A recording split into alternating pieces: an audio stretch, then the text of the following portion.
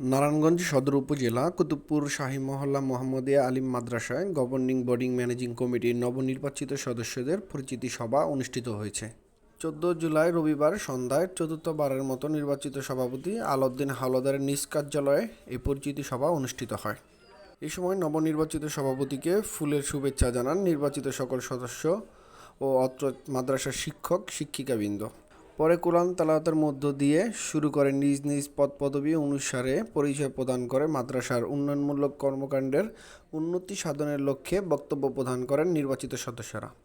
কে সভাপতি, কে সেক্রেটারি, কে দাতা সদস্য, কে অভিভাবক সদস্য, কে শিক্ষক, এগুলি দেখবেন না। কারণ আমরা যারা এখানে বর্তমানে 11 জন লোক আছি, আরো একজন কোয়াপ সদস্য নিব, 12 জন হবো, তাই না? 12 জন হবো। আমরা সবাই কে কাজ করলাম, ভালো নাম যদি হয় তা আমাকে সবার, বদনাম হলে সবার হবে। কারণ সবার কাছে আমার অনুরোধ, যা কথা থাকে কেউ কোন রকমের, কারণ আমি রাজনীতির সাথে জড়িত, কিন্তু আমি আশা করি আল্লাহ রহমতে আমি কোন ভাবে খারাপ ভাষায় কথা বলতে চাই না, কই না, কমবো না।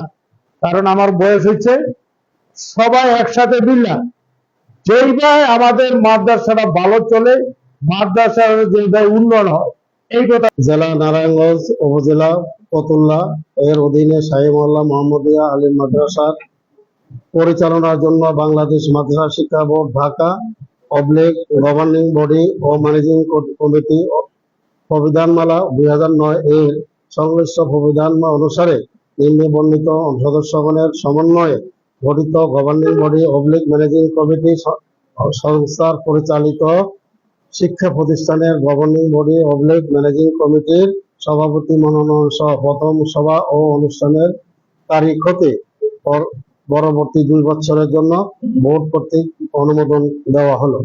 সভা আর আলাউদ্দিন সাহেব দ্বিতীয়বারের মতো নির্বাচিত হয়, আমরা প্রাউড ফিল করছি। এর আগের বারও সে সভাপতি থাকা অবস্থায় আমাদের প্রতিষ্ঠানে অনেক উন্নয়ন করছে, টিচারদের ভালো মন্দ সব বিবেচনা সহিত সমাধান করছে সমস্যা।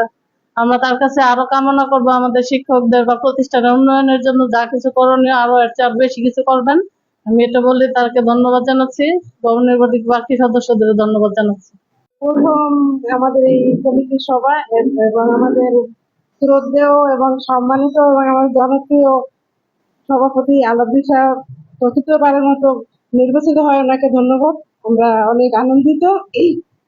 আমাদের প্রতিষ্ঠানটা আরো উন্নত এবং বেগবান হওয়ার জন্য আশা করি উনি আবারও আমাদের সাথে থাকবেন, কাজ করবেন। বলবো আমাদের সভাপতি সাহেব উনি রাজনৈতিক ব্যক্তিত্ব, সমাজে ওনার মূল্য আছে এবং আমাদের নারায়ণগঞ্জ 4 আসনের মাননীয় সংসদ সদস্য জনাব আলহাজ একেএম শামীম ওসমান সাহেবের সাথেও ওনার ব্যক্তিগত সম্মান, ওনার ব্যক্তিগত পরিচয় এবং আস্থা আছে।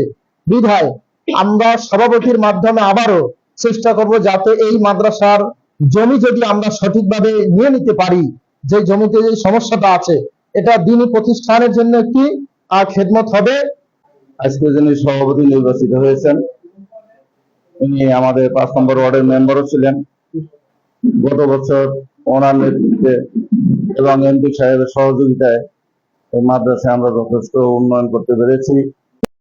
পরিশেষে দোয়া ও মোনাজাতের মধ্য দিয়ে শেষ হয় উক্ত পরিচিতি সভা। Sabbir Sheikh, ST news, Kutubpur, Fatullah, Narayanganj.